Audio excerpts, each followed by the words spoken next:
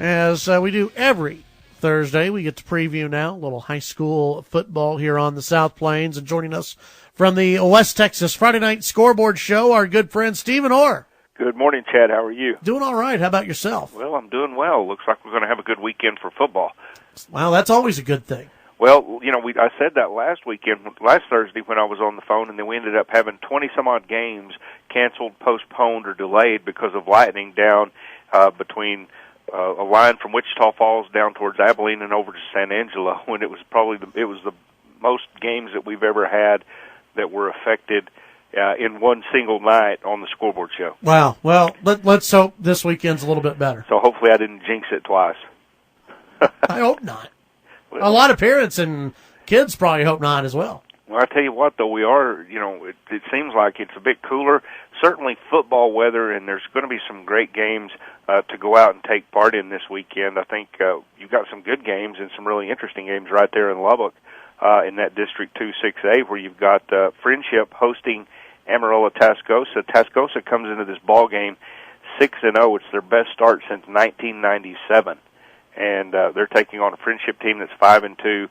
Tascosa had the open week last week, so this will be their first district contest. Friendship played last week and won over Monterey 63-28. So this will be a good ball game there. And then you've got Lubbock Coronado taking on Lubbock Monterey.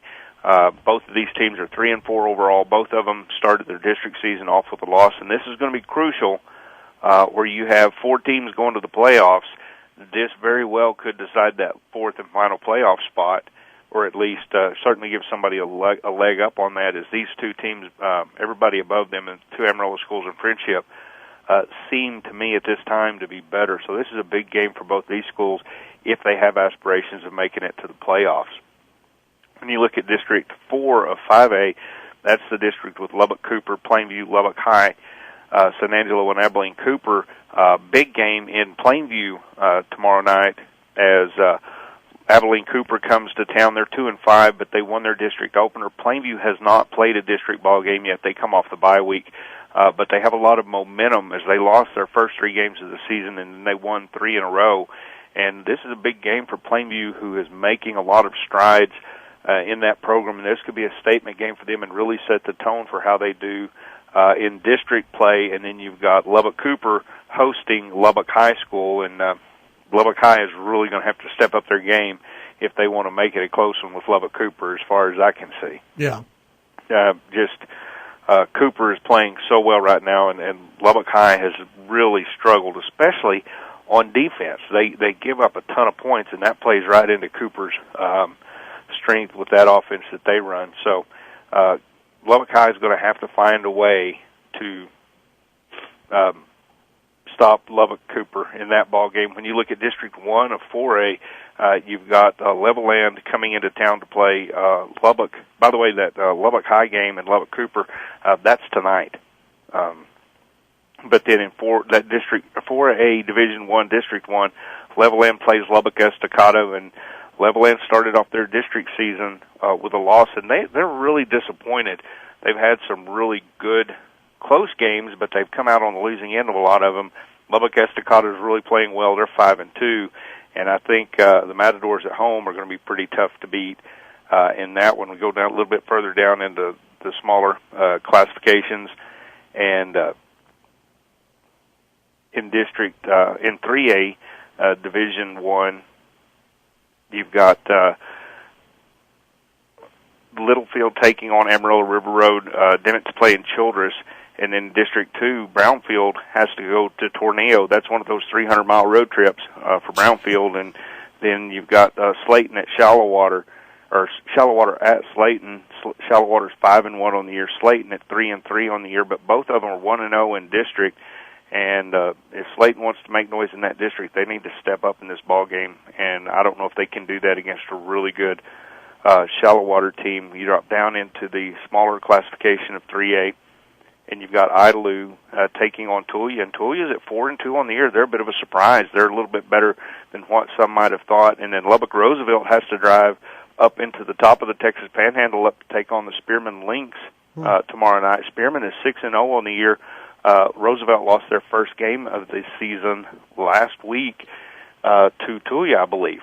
And so that should be a good game. That should be a good game, and it's going to be an opportunity for Roosevelt to make a statement. Well, this should be one of the tougher games that Spearman has played so far, so we'll see if that 6-0 record is really as good as it looks on paper. But that's a good ball game to watch as well. You get down into District 2 of 2A Division 1, and you've got Abernathy traveling to Hale Center, Floydada, and Tahoka play in Tahoka, and then New Deal at Olton in that district. And Abernathy appears to be the cream of the crop in that district. They're 6-0 on the season.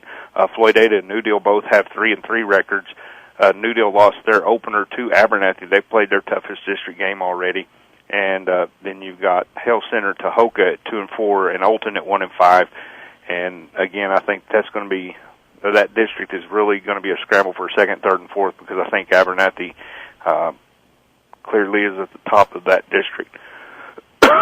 Visiting with Stephen Orr, West Texas. I'm sorry. Friday night scoreboard show. That's all right. You have to cough every now and then. It happens. Well, get it out of the way now instead of tomorrow. I tried to push the cough button and I hit the phone instead. I couldn't hear you. Yeah, I mean, you have to get it out of the way before tomorrow night when you're gone on the air for 2 straight hours, rattling out how many scores? We're going to have somewhere around 155 games tomorrow. The thing is, this week, it's interesting, if you'll recall a couple of weeks ago, we had Dead Week in 11-man, where we only had about half the games we normally have.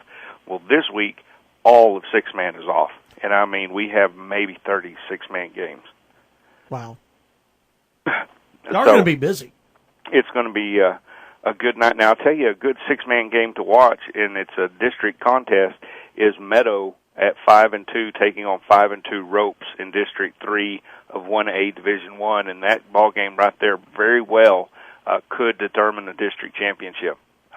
Those two teams playing really well. Ropes was ranked number 11 in the state last week, and I'm sure they held that as they won their ball game. So that'll be your 6-man game in the area to go out and catch, and it ought to be a dandy. Visiting with Stephen Orr, West Texas Friday Night Scoreboard Show, which you can hear on our sister station, 1340 The Fan, from 10 p.m. to midnight. Stephen, what's one of those games that people just have to go and see tomorrow night?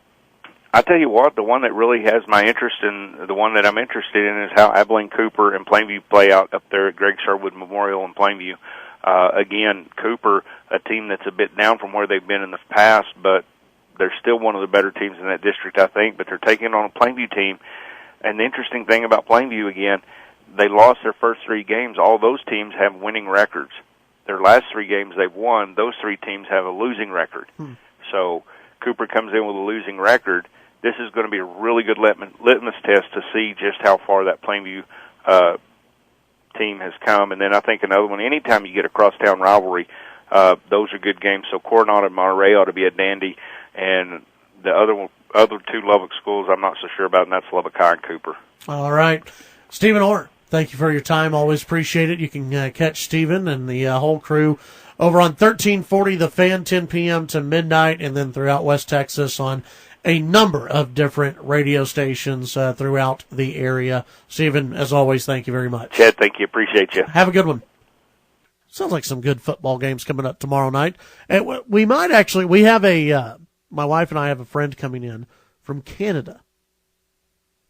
And she's coming in. She's going to experience her first college football game on Saturday. But what I'm thinking is, and she's been talking about how, we have football up in Canada, which is kind of funny, just to think about in general. And I'm like, are you sure, or is that like a different form of hockey that you are playing? I'm a hockey fan, but the Canadians love their hockey. Football, that kind of takes a back seat.